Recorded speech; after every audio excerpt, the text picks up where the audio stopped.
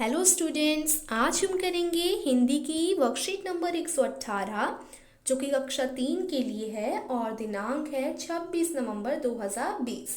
ये वर्कशीट आपकी हिंदी के पाठ्य पुस्तक रिमझिम से ली गई है, जिसका पाठ बहादुर भित्तो हम पढ़ रहे हैं। और इस पाठ में हम मुहावरों के बारे में जानेंगे, मुहावरों का अर्थ जानेंगे। तो बच्चों, वर्कशीट स्टार्ट करने से पहले अगर आपने अभी तक मेरे चैनल को सब्सक्राइब नहीं किया है तो कर लीजिए और बेल आइकन दबाना बिल्कुल भी मत भूलिएगा, जिससे जब भी मेरी न्यू वीडियो आए तो सबसे पहले उसकी नोटिफिकेशन आपके पास ही पहुंचे। So let's start. नमस्ते प्यारे बच्चों, क्या आप जानते हैं कि आज कौन सा दिन है? तो बच्चों सोचिए, आज कौन सा दिन है आप जानते हैं? थर्सडे वाला दिन नहीं, आज एक स्पेशल दिन है। जी हाँ, आपने सही जाना, आज संविधान दिवस है। तो बच्चों, आज के दिन कौन सा दिन है? संविधान दिवस। संविधान का मतलब आप सभी जानते होंगे, भारत का संविधान यानी भारत के रूल्स। एक तरीके से आप ऐसे बोल सकते हैं संविधान को, भारत के रूल्स। और आज कौन सा दिन है? 26 नवंबर है। तो 26 नवंबर को संविधान दिवस मनाया जाता है। आज के दिन संविधान दिवस है, जिसे हम इंग्लिश में कहते हैं कॉन्स्टिट्यूशन ऑफ इंडिया। तो चलिए आगे पढ़ते हैं। डॉक्टर भीमराव अंबेडकर को भारत के संविधान का जनक कहा जाता है। डॉक्टर भीमराव अंबेडकर, यहाँ पर जिनकी फोटो दे रखी है, इनको भारत के संविधान का क्या कहा जाता है? जनक कहा जाता है। ये एक इम्पॉर्टेंट पॉइंट है बच्चों, इसे आप ध्यान में रखिएगा। जब भी आपसे पूछे भारत का संविधान का जनक किसे कहा जाता है, तो आप कहेंगे डॉक्टर भीमराव अंबेडकर। 26 नवंबर का दिन भारत में संविधान दिवस के रूप में मनाया जाता है, यानी आज का दिन। आज 26 नवंबर है, तो 26 नवंबर का दिन भारत के संविधान के रूप में मनाया जाता है। इसी दिन 26 नवंबर को वर्ष 1949 में संविधान सभा द्वारा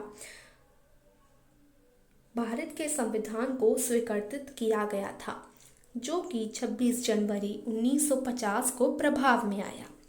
इसका मतलब स्वीकृति कब मिली थी भारत के संविधान बनाने के लिए? 1949 26 नवंबर को। इस दिन यानी आज के दिन 26 नवंबर को स्वीकृति मिली थी, यानी बोल दिया गया था कि हाँ, भारत का संविधान बनना चाहिए। लेकिन वो कब बना, कब देश में लागू हुआ? 26 जनवरी 1950 में प्रभाव में आया, यानी देश में लागू किया गया। तब से देश में रूल्स चलने लगे, भारत का संविधान चलने लगा, बन गया और लागू भी हो गया। 26 जनवरी 1950 में लागू हुआ बच्चों।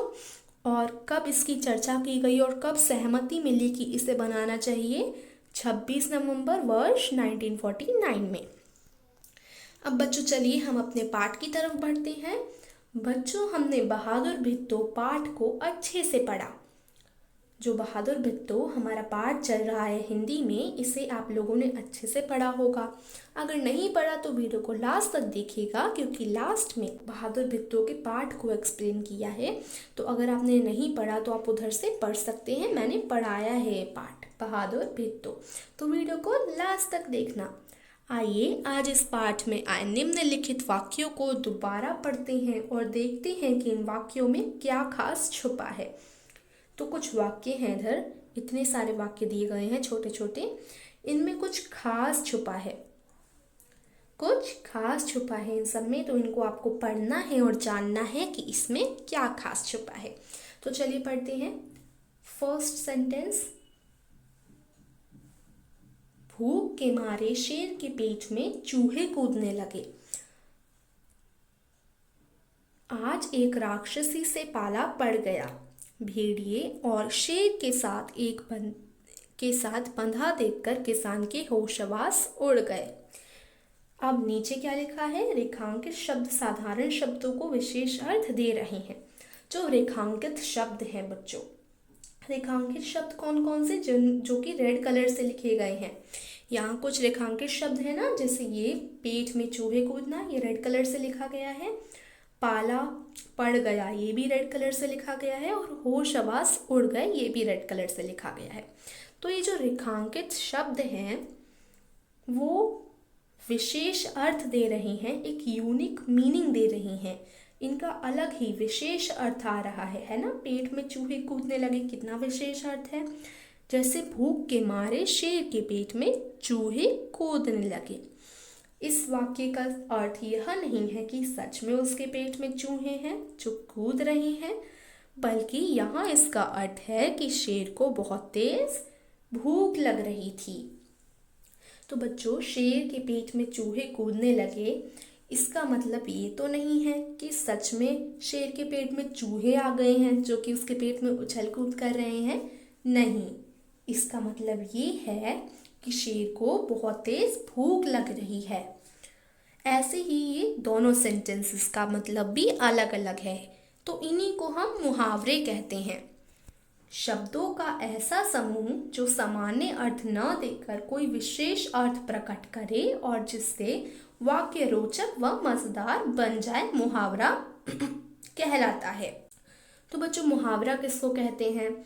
जो कि सामान्य अर्थ न देकर कोई विशेष अर्थ प्रकट करे, एक यूनिक मीनिंग। विशेष अर्थ का मतलब यूनिक यानी नया, मजेदार, रोचक, जो कि वाक्य को रोचक बनाता है, मजेदार बनाता है, उसे हम मुहावरा कहते हैं। जैसे यहाँ पेट में चूहे कूदने लगे, इससे वाक्य कितना मजेदार बन गया और ये कितना यूनिक लग रहा है। विशेष अर्थ प्रकट करें और जिससे वाक्य रोचक व मजेदार बन जाए, मुहावरा कहलाता है। जैसे साधारण वाक्य देखिए, माँ बहुत गुस्से में है, और मुहावरे वाला वाक्य देखिए, माँ गुस्से में लाल पीली हो रही हैं। लाल पीली हो रही हैं, इसमें कितना यूनिक मतलब है, कितना ये विशेष अर्थ प्रकट कर रहा है। तो लाल पीली हो रही हैं, इसे हम मुहावरा कहेंगे, लाल पीली। और साधारण वाक्य था, माँ बहुत गुस्से में है, इसमें तो कोई भी विशेष अर्थ आपको नहीं दिख रहा, सारे एकदम सिंपल वर्ड्स हैं। बस लाल पीली हो रही हैं, ये एक विशेष अर्थ है, तो इसे हम मुहावरा कहेंगे। जैसे देखिए, फूला ना समाना, इसका अर्थ भी दे रखा है, बहुत प्रसन्न होना। कमर कसना, पूरी तैयारी के साथ जुट जाना। पाला पड़ जाना, सामना हो जाना। तो कुछ मुहावरे और उनके अर्थ इधर दे रखे हैं। फूला ना समाना, इसका मतलब है बहुत प्रसन्न होना। कमर कसना का मतलब है पूरी तैयारी के साथ जुट जाना। जैसे हम कभी कभी कमर कसते हैं ना, गेम के लिए या किसी के लिए भी, हम पूरी तैयारी से जब जुट जाते हैं तो हम कहते हैं कमर कसना। पाला पड़ जाना, सामना हो जाना। जैसे मेरा उससे पाला पड़ गया, मेरा उससे सामना हो गया। तो मुहावरे और अर्थ हमने पढ़े। ये कुछ मुहावरे थे, ऐसे कई मुहावरे होते हैं। जैसे अभी हमने ऊपर पढ़ा, पेट में चूहे कूदने लगे, होश हवास उड़ गए। तो इस तरीके से काफ़ी मुहावरे होते हैं और उनके अपने अपने अलग अलग अर्थ होते हैं। तो बच्चों, मुहावरे किसको कहते हैं? जिससे वाक्य मजेदार व रोचक बन जाए, जिसका विशेष अर्थ हो। अब प्रश्न 1 देखो। कोष्ठक में से उचित मुहावरा चुनिए और वाक्य को पूरा कीजिए। तो यहाँ कोष्ठक दिया गया है, ये इसमें से हमें उचित वाक्य चुनना है और इस वाक्यों को पूरा करना है जो वाक्य दे रखे हैं। आलू की चाट देखते ही मेरे मुंह में पानी आ गया। मुंह में पानी आ गया, यहाँ एक आपके लिए डन किया गया है। ऐसे ही आपको ख और ग करने हैं। मीनू ने आस्था से उसकी गुड़िया मांगी तो उसे डैश दिया। एक बार फिर पढ़ते हैं। मीनू ने आस्था से उसकी गुड़िया मांगी तो उसने उसे डैश दिया। तो क्या दिया? अंगूठा दिखा दिया, यानी ना कर दिया, अंगूठा दिखा दिया। कमर कसना नहीं आएगा इधर। कमर कसना का मतलब होता है पूरी तैयारी के साथ जुट जाना, लेकिन इधर तो कमर कसना फिट नहीं हो रहा, तो इधर आएगा अंगूठा दिखा दिया, ये वाला। ग देखो, राबिया ने मधुर गीत गाकर कार्यक्रम में डैश दिया। टांग तो नहीं अड़ाई ना, रंग जमा दिया। तो हम क्या लिखेंगे? रंग जमा दिया। इसी तरीके से प्रश्न 2 करते हैं। चित्र देखकर मुहावरे पहचानिए, वह झटपट उनके अर्थ लिखिए। कुछ चित्र हैं, इनसे आपको ये मुहावरे पहचानने हैं और इनके अर्थ लिखने हैं। पहला चित्र किसका है? तारों का। एक तारा है तो हम इसे तारा बोलेंगे। आँख का तारा, क्योंकि यहाँ तारे की पिक्चर बनी हुई है तो हम लिखेंगे तारा, आँखों का तारा। डैश लगना, डैश की जगह हमें एक पिक्चर दी गई है, इस पिक्चर में है आँख तो हम क्या लिखेंगे? आँख लगना, सो लेना, तो आँख लग जाना, आँख लगना। डैश बेचकर सोना, इधर दो घोड़ों की पिक्चर दे रखी है तो हम क्या लिखेंगे? घोड़े बेचकर सोना। डैश में हम घोड़े लिखेंगे क्योंकि दो घोड़े हैं। घोड़े बेचकर सोना मतलब बहुत तेज सोना, जब खर्राटे आने लग जाते हैं ना तो उसे हम बोलते हैं घोड़े बेचकर सोना। यहाँ दांतों का फोटो है, दांत खट्टे करना, दांत खट्टे करना। तो बच्चों यही थी आज की वर्कशीट 118। उम्मीद है आपको अच्छी तरीके से समझ आई होगी। अगर कोई भी डाउट रह गया, आपको कुछ भी चीज़ इस वर्कशीट में समझ नहीं आई तो कमेंट कर ज़रूर बताइएगा। ओके बच्चों, चलिए अब हम पढ़ते हैं अपना पाठ नंबर 5, बहादुर भित्तो। ये एक पंजाबी लोक कथा है तो चलिए स्टार्ट करते हैं इसे पढ़ना। एक किसान था, उसकी बीवी का नाम था भित्तो। एक दिन किसान ने भित्तो से कहा, सुबह जब मैं खेत में हल चला रहा था तो एक शेर ने आकर कहा, किसान किसान अपना बैल मुझे दे दे, वरना मैं तुझे खा जाऊंगा। इसमें क्या कहा गया है बच्चों? एक किसान था जिसकी बीवी का नाम था भित्तो। एक दिन किसान सुबह खेत में हल चला रहा था, तभी पीछे से एक शेर आता है और कहता है, किसान किसान अपना बैल मुझे दे दे, वरना मैं तुझे खा जाऊंगा। आगे देखिए भित्तो से क्या पूछती है। भित्तो ने उससे पूछा, तूने क्या जवाब दिया?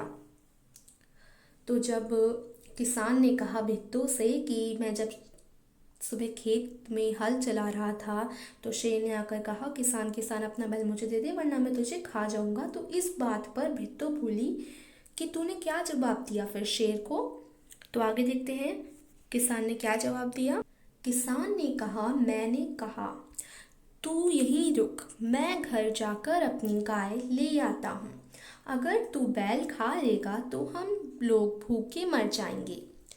तो जब भित्तो के पूछने पर किसान ने बताया, मैंने कहा तू यहीं रुक, तो किसान ने क्या कहा बच्चों? शेर से, जब शेर ने बोला कि बैल दे वरना मैं तुझे खा जाऊंगा, किसान ने कहा तू यहीं रुक, मैं घर जाकर अपनी गाय ले आता हूँ। शेर से बोला कि तू यहीं रुक जा, मैं घर जाकर अपनी गाय ले आता हूँ। अगर तू मेरे बैल को खा लेगा तो हम लोग भूखे मर जाएंगे। यह सुनकर भित्तो को बहुत गुस्सा आया। भित्तो उस पर बहुत नाराज़ हुई, उसे बहुत ही गुस्सा आया। उसने किसान को फटकारा, घर की गाय शेर को खिलाते तुझे शर्म नहीं आती? अगर गाय चली गई तो घर में ना दूध ना लस्सी। तो ये सुनकर जब किसान ने जवाब दिया तो भित्तो को बहुत गुस्सा आया। फिर भित्तो ने किसान से बोला कि घर की गाय शेर को खिलाते हुए तुझे शर्म नहीं आती? अगर गाय चली जाएगी तो हमारे घर में ना ही दूध बनेगा और ना ही लस्सी बनेगी। बच्चे रोटी किस चीज़ के साथ खाएंगे? अब भित्तो बोलती है, अगर घर में दूध और लस्सी ही नहीं होगी तो बच्चे रोटी किस चीज़ के साथ खाएंगे? भित्तो को एक तरकीब सूझी। उसने कहा, तुम फौरन खेत में जाकर शेर से कहो कि मेरी भित्तो तुम्हारे खाने के लिए एक घोड़ा लेकर आ रही है। अब भित्तो को शेर से बचने के लिए एक तरकीब सूझी। भित्तो ने किसान से कहा कि तुम फौरन जाओ खेत में और शेर से कहो कि मेरी बीवी भित्तो तुम्हारे खाने के लिए एक घोड़ा लेकर आ रही है। तो किसान ने मान लिया। अब किसान डरता डरता शेर के पास गया। उसने कहा, शेर राजा, हमारी गाय तो बड़ी मरियल है, उससे तुम्हारा क्या बनेगा? मेरी बीवी अभी तुम्हारे लिए एक मोटा ताजा घोड़ा लेकर आ रही है। तो भित्तो के कहने पर किसान ने डरते डरते शेर के पास जाकर बोल ही दिया, हमारी गाय तो बड़ी मरियल है, उससे तुम्हारा क्या बनेगा? मेरी बीवी अभी तुम्हारे लिए एक मोटा ताजा घोड़ा लेकर आ रही है। अब आगे बढ़ते हैं। भित्तो ने सिर पर एक बड़ा सा पगड़ बांधा और हाथ में दरांती लेकर घोड़े पर सवार हो गई। तो भित्तो ने सिर पर एक बड़ा सा पगड़ यानी पगड़ी जो होती है पंजाबी लोगों की, वो बांध ली और हाथ में दरांती लेकर घोड़े पर सवार हो गई। इस तरीके से ये दरांती है उसकी, ठीक है। तो वो सवार हो गई दरांती लेकर हाथों में और सिर पर एक पगड़ी बांधकर। घोड़ा दौड़ाती वह खेत पर पहुंची और जोर से चिल्लाई, अरे किसान, तू तो कहता था कि तूने 4 शेरों को फंसा कर रखा था। यहाँ तो सिर्फ एक ही है, बाकी कहाँ गए? फिर वह घोड़े से उतरकर शेर की तरफ बढ़ी और कहने लगी, अच्छा कोई बात नहीं, नाश्ते में एक ही शेर काफ़ी है। तो भित्तो ने अपनी तरकीब जो सोची थी वो लागू कर दी और घोड़ा दौड़ाती दौड़ाती जब वो खेत पहुंची तो उसने ज़ोर से बोला और अपना जो प्लान था वो स्टार्ट कर दिया। अरे किसान, तू तो कहता था कि तूने 4 शेरों को फंसा कर रखा है, यहाँ तो सिर्फ एक ही है, बाकी कहाँ गए? तो ये सब भित्तो ने क्यों बोला जिससे शेर डर जाए और उसे लगे कि भित्तो खाने आई है मुझे। फिर वह घोड़े से उतरकर शेर की तरफ बढ़ी और कहने लगी, अच्छा कोई बात नहीं, नाश्ते में एक ही शेर काफी है। इतना सुनना था कि शेर डर के मारे कांपने लगा और भाग खड़ा हुआ। इतना सुनकर ही शेर डर के मारे क्या करने लगा? कांपने लगा और भाग खड़ा हुआ। यह देखकर भित्तो बोली, देखा, इसे कहते हैं हिम्मत। तुम तो इतने डरपोक हो कि घर की गाय शेर के हवाले कर रहे थे। तो अब ये देखकर भित्तो ने बोला किसान से, देखो मैंने कैसा शेर को भगा दिया, इसे कहते हैं हिम्मत। तुम तो इतने डरपोक हो कि घर की गाय शेर के हवाले कर रहे थे। उधर मारे भूख के शेर की आंतें छटपटा रही थीं। अब शेर तो बहुत भूखा था। जब वो उधर से भाग गया तो शेर छटपटा रहा था भूख के मारे। एक भेड़िए ने पूछा, महाराज क्या मामला है? आप आज बहुत उदास दिखाई दे रहे हैं। तभी जंगल के एक भेड़िए ने शेर से पूछा कि क्या मामला है, आप बहुत उदास दिखाई दे रहे हैं। तो फिर शेर ने कहा, कुछ न पूछो, आज मुश्किल से जान बची है। आज एक ऐसी राक्षसी से पाला पड़ गया जो रोज सुबह 4 शेरों का नाश्ता करती है। अब शेर को लगा कि भित्तो राक्षसी है, तो शेर ने बोला भेड़िए से कि कुछ न पूछो, आज मुश्किल से जान बची, एक ऐसी राक्षसी से पाला पड़ गया जो रोज सुबह 4 शेरों का नाश्ता करती है। यह सुनकर भेड़िया बहुत हंसा। वह सुबह झाड़ी में छिपकर सारा तमाशा देख रहा था। उसने कहा, भोले बादशाह, वह तो भित्तो थी जिसे आपने राक्षसनी समझ लिया।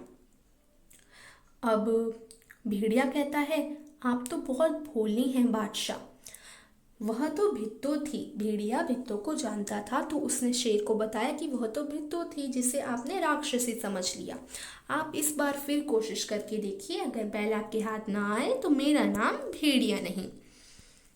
अब देखिए आगे क्या हुआ। बहुत कहने सुनने पर शेर किसान के खेत में जाने के लिए तैयार हो गया। तो काफ़ी कुछ सुनने के बाद शेर फिर से जाने के लिए किसान के खेत में तैयार हो गया, लेकिन उसने भेड़िए से कहा, तुम अपनी पूंछ मेरी पूंछ से बांध लो, जिससे वो दोनों एक साथ रहेंगे। तो कहीं शेर खतरे में पड़ गया तो भेड़िया भी उसी के साथ होगा। इसलिए शेर ने कहा कि तुम अपनी पूंछ मेरी पूंछ से बांध लो, तभी मैं जाऊंगा। दोनों जने पूंछ बांधकर चल पड़े। उन्हें देखते ही किसान के होश हवास गुम हो गए, क्योंकि उसको लगा पिछली बार तो सिर्फ शेर था, इस बार तो ये भेड़िया भी अपने साथ लाया है, फिर से कैसे आ गए। वह डर के से थर थर कांपने लगा और किसान फिर डर से थर थर कांपने लगा। लेकिन भित्तो बिल्कुल नहीं घबराई। अब भित्तो भी उसी के पास खड़ी थी। भित्तो तो बिल्कुल भी नहीं घबराई। भेड़िए के पास जाकर उसने कहा, क्यों रे भेड़िए, तू तो अभी वादा करके गया था कि तू अपनी पूंछ से 4 शेर बांध कर लाएगा, लेकिन तू तो सिर्फ एक ही शेर लाया है, वह भी मरियल सा। भला इसे खाकर मेरी भूख मिट कैसे सकती है? खैर, इस वक्त यही सही, इतना कहकर भित्तो आगे बढ़ी। शेर के होश हवास उड़ गए। उसने समझा कि भेड़िए ने उसके साथ धोखा किया है। अब यही तो भित्तो सुझवाना चाहती थी, उसने इसलिए चाल रची थी। तो अब शेर को क्या लगा कि भेड़िए ने भी उसी के साथ धोखा किया है। वह फौरन वहां से भागा। फिर से शेर भाग लिया। भेड़िया बहुत चीखा चिल्लाया, लेकिन शेर ने एक न सुनी। तेजी से भागता चला गया। किसान और भित्तो आराम से रहने लगे। उन्हें मालूम था कि अब शेर उनके खेत की तरफ फिर कभी नहीं आएगा। तो बच्चों, ये थी बहादुर भित्तो की कहानी। आपने देखा कि बहादुर भित्तो ने कैसे भेड़िए और शेर को अपने खेत से भगाया, और इस तरीके से वो दोनों वापस कभी नहीं आए। तो बच्चों, कैसी लगी आपको ये कहानी? कमेंट करके ज़रूर बताइएगा। Thank you.